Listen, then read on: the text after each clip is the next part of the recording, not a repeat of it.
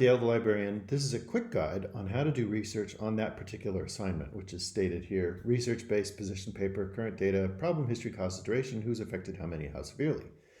The nice thing about scholarly work is they have to well describe the population they're working with, and that's going to have precedence, history, and it's going to talk about the problem or the intervention or all sorts of different like government policies and different angles. So it's not as bad as you might think. A lot of these articles are going to have the answer to all of these questions in each article. So what I'm going to show you is how do you take the ideas that you have and do research, and what's a good, like some pitfalls that you can run into, some barriers along the way. I'm here to help with questions as we go, but I'm I'm out sick today, so I'm just making this to help as many people as I can. So I have two sets of keywords here. One is about essentially the question, could there be, why isn't there an alert system for vulnerable adults with autism? Similar to like an Amber Alert or a Silver Alert. How do we figure that out? What do we do if there's not an alert system and this is something that we're proposing? We might have to approach the problem in a different way rather than just looking up autism alert system. If it doesn't exist, how do we do research on that?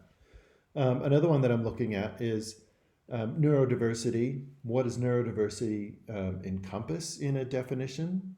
That might be ADHD, autism, however you want to approach it.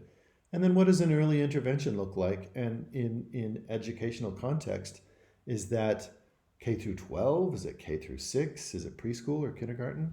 So as we do research, we'll be able to figure out where the body of literature is written. Look at me gesturing. I love seeing the gestures ever since the pandemic. I'm like, yeah. So let me show you the library catalog.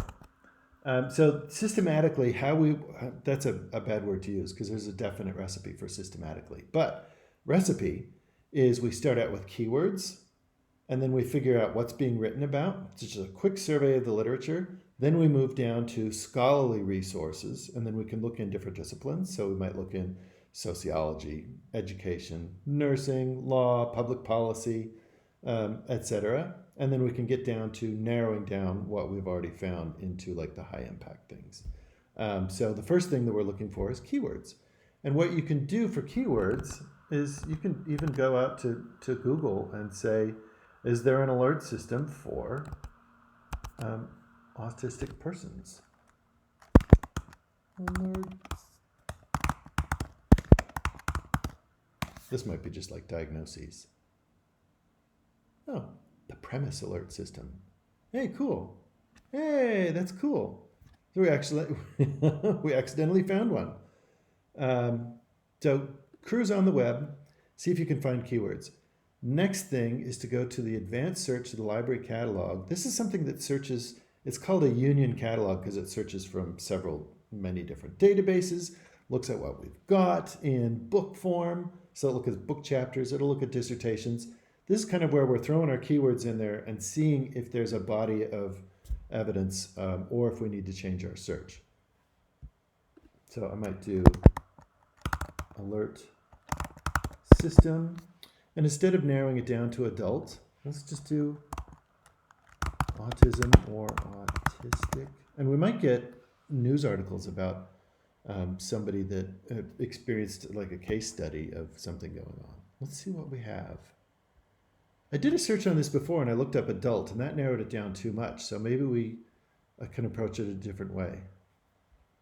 Smartphone-based autism social alert system. How cool is that? If I wanted to expand my search and narrow it down, so we only have 11 search results here.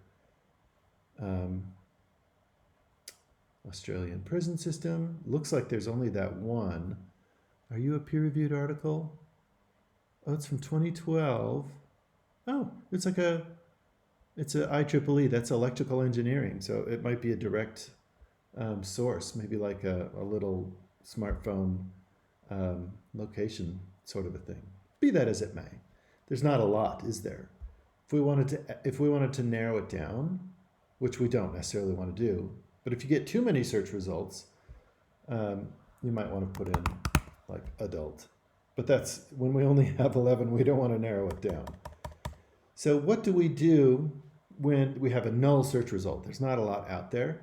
Then we might have to look for similar events, ideas, policies that were developed, and we'll go further into that. But right now, this is just kind of gathering keywords and see how people talk about it. So social alert system, there's detection of autism. Oh, here we go.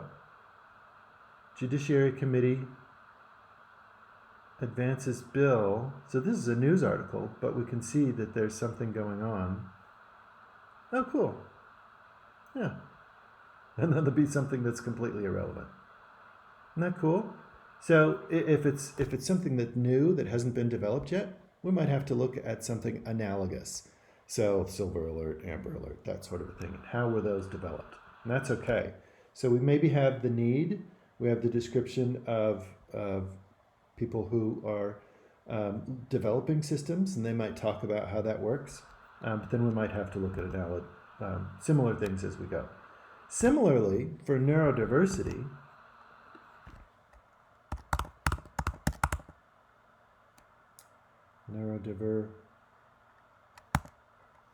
if I would do neurodiverse or neurodiversity, but I can do a little star, and that'll catch both of them.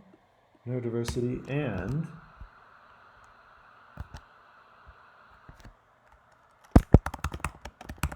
if I put something in quotes, like early education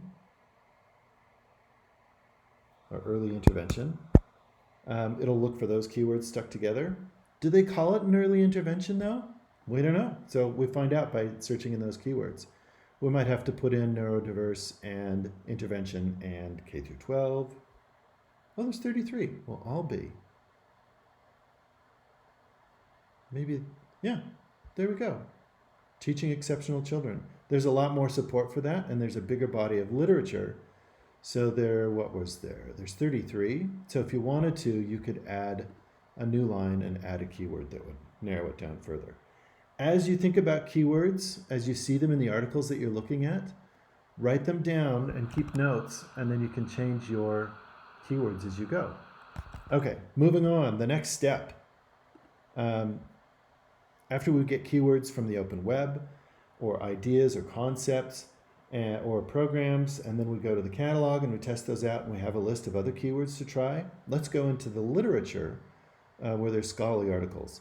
If you go to library databases, you can go in by different disciplines. And so if we're looking for problem, history, causes, duration, all those different things, we want to look at it from all these different angles, right? So we might go in by subject and we might say, okay, I want to look at it from the context of education. So I go into an education database, or maybe I want to look at it from the idea of like public policy, government documents. All those, that's a great way to go. I have a list in a research guide over here of my favorite databases, so you don't have to do that.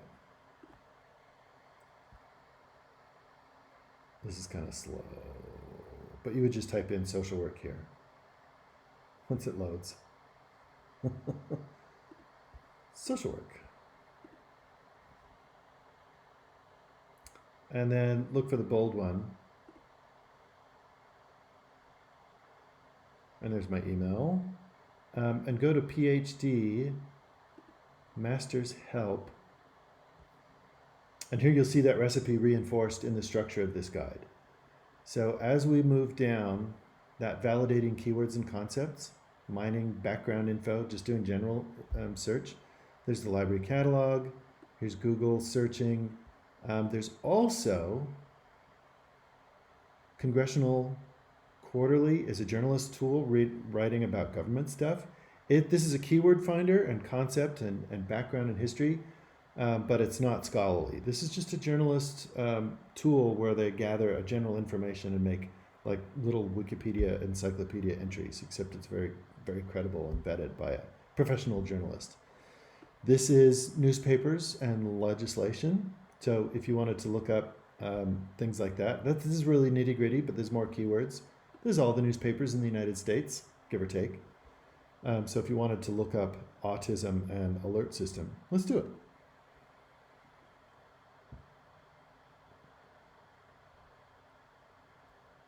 Let's see if there's anybody proposing. So these are newspapers. These are written to the 6th grade level. It's people just interviewing people, gathering data, and then just kind of presenting it. So the methodology is not scholarly.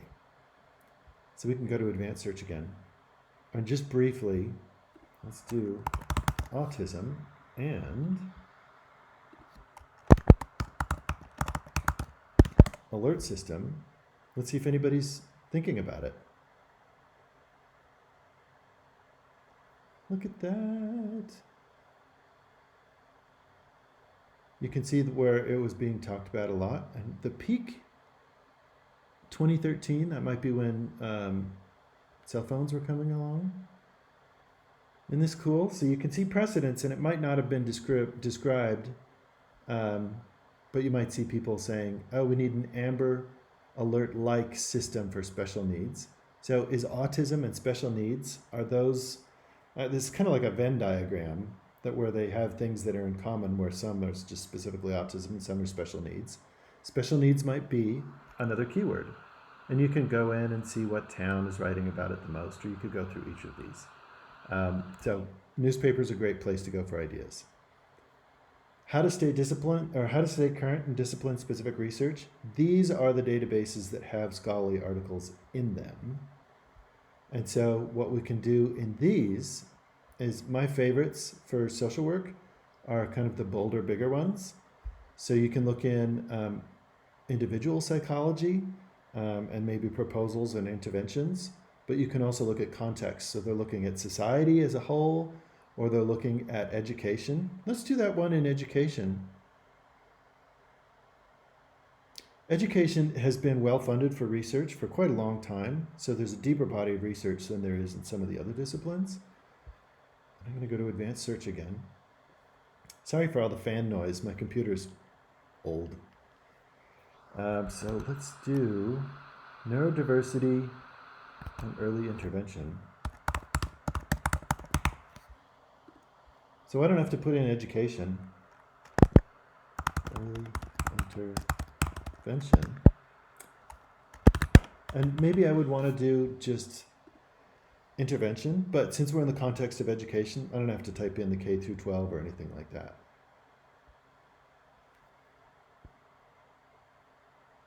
Oh, there's only 3. I thought there'd be a lot more. Maybe you have to, like neurodiversity, maybe programs are gauged towards specific neurodiverse descriptions. So you could do, let's try that. Neurodiversity or autism or ADHD, or what else counts as neurodiversity? Every time you add an or, it will expand your search. So we go from 3 to, whoa! So maybe neurodiversity was way too generic and we need more specific. Wow. There you go. And now you have the chance to add like an extra keyword to narrow that down. Woof. I didn't expect that. So some of them will be education, some of them might not be. So you'll have to cruise through these. You're the curator and the filter of these information. You can also go to subject and you can see what are people talking about. So subjects, this is an index in order of popularity of keywords that were used. So there's diagnosis, there's instruments, developmental disabilities. That's kind of is that an older one? There's methodology, there's specific goals and outcomes, social skills. So all sorts of, there's working with parents. That's a big one with ADHD, is teaching parents how to be a good parent for ADHD. So, be that as it may, as you go into the databases, what does a scholarly article look like? By the way, if you need to find peer-reviewed stuff, there's usually checkboxes. How do you find all that stuff that I talked about? That I made these promises. So, scholarly article is going to be very overtly long and built with a lot of different points of reference to like evidence, precedents, other literature, and things like that. So if you find something that is like half a page, that's not a scholarly article.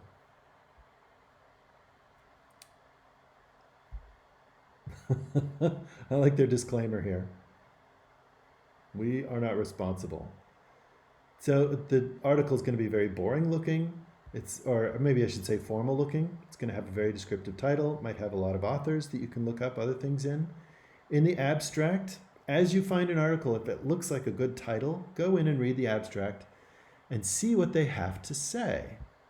This is really cool that there's an autistic community, and I think we can assume that's a community of support, caregivers, and things like that. So that starts to build some of your like, well, who are the people working on this? So there's an intervention. There's a history of behavioral intervention, has understandably outraged, so it's a controversial one. Inside the article, that abstract had all those statements. Inside the article, they're going to detail each one of those. Typically, the first few pages are going to be the literature review, so you can find those things going on, and then you can get to the conclusion. And the middle, the big middle, is going to be methodology, interviews, data that they're churning through. So you can just do the Oreo and just get the cookie bits, and then if you really like it, you can go into the creamy middle of the methodology and data. By the way, each of these databases has a citation generator. So I presume you're using APA. So just look for like a citation generator on the side. There's APA right there. Usually it's pretty correct, but this one, yeah, this one, we need this to be lowercase, or sentence case as it was called. So lowercase, lowercase, lowercase. At any rate, moving on. As you go, save every article that you think is interesting, and then at the end, after you have a pile of like 20, since you need 10, then you can go through and look for a narrative and see if you've covered everything from your notes as you go. And you can just read the abstract for these. So if you have one on precedents in history, you know you can move on from that one and do something about interventions or public policy. Speaking of which, one of my favorite databases. So do your search in sociological abstracts. That looks at societies. This one's okay. It's dissertations heavy. These ones I recommend going in, but they're very narrow. PsycInfo is great because it's individual psychology. So this is going to be talking about specific programs. Education, we just did that one. But let's go to PAIS. This is public policy. And a lot of it is case studies where people have actually done things. They're implemented things. So let's look for an alert system in this one.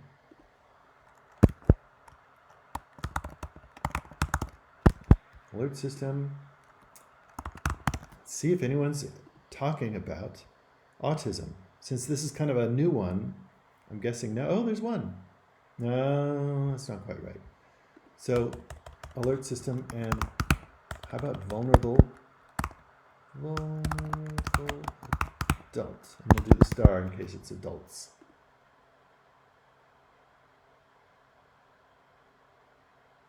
Fingers crossed. We don't know the answer, so we're looking it up.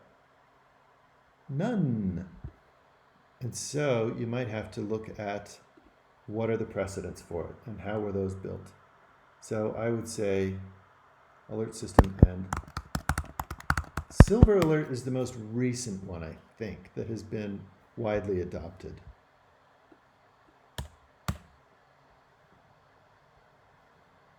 Feel like I'm going against the stream. This is it. Yay! Silver Alert. So what we have is an analogy. So you've got autism, vulnerable adults, but there's no alert system. So you could look and see how people are describing a similar one and use that evidence to go across. This happens all the time. If we don't know the answer to something, we look at precedents and how that had been worked on before. You could do Silver Alert. You could do Amber Alert. How was that developed? What are the barriers to why an Amber Alert was implemented in the first place, et cetera, et cetera. So don't be put off if you can't find something directly on your topic. Look for things related to it that would support its growth. CINAHL and Medline are fantastic because they're people who, there's like social work shows up in hospitals all the time, and they help develop criteria for when an intervention should happen, when private questions should be explored. So there's like interventions for sex trafficking victims, child abuse victims, autism. Is there criteria? Oh yeah, look at that.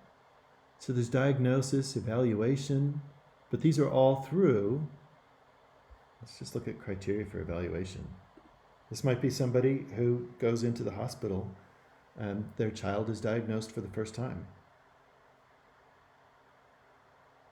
Oh yeah, autism training for law enforcement officers. This would give you the criteria for maybe what that autism alert might be. Okay, I've talked so much. Let's go to the last one, systematic tools. Scopus and Web of Science allow you to look at like the best of the best. So neurodiversity, let's try that one again. This one you can add search fields too. Instead of neurodiversity, well, yeah.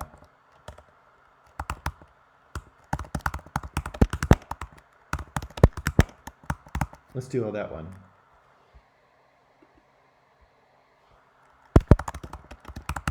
And then early intervention. And this is, you could keep on adding search terms. This looks at a lot of the things that we've already looked at before. But if you have too much on something, you have like 5 articles and you want to narrow it down, what you can do with this one is, this is all the databases. So this is public policy and different things like that. Whoa, 3,150 found. So if I'm in a school and I want to promote an early intervention program, what should I do? Well, let's look and see which one's been cited the highest. What that means is this article, where there's an RCT that was done in 2010, that's not too long ago, that was done for toddlers with autism, and it's based on an Early Start Denver model. This article was so influential that these 1,569 articles couldn't exist unless they cited this one. So if you have something where you have too much stuff, go into Scopus, and then you can narrow it down to the best. And then these, you click on the Find It to get the article. And it'll go to the library catalog. Look under the yellow bar for what database it shows up in. If you run stuck and you can't get full text, just send me a message and I'll help you track it down. I want to show you the yellow bar. Under the yellow bar. Okay. So try and track it down here. If you can't get it, let me know, or you can request an interlibrary loan article. Okay, this video has been too long. Thank you for that I can't meet with you today, and thank you for watching to the end.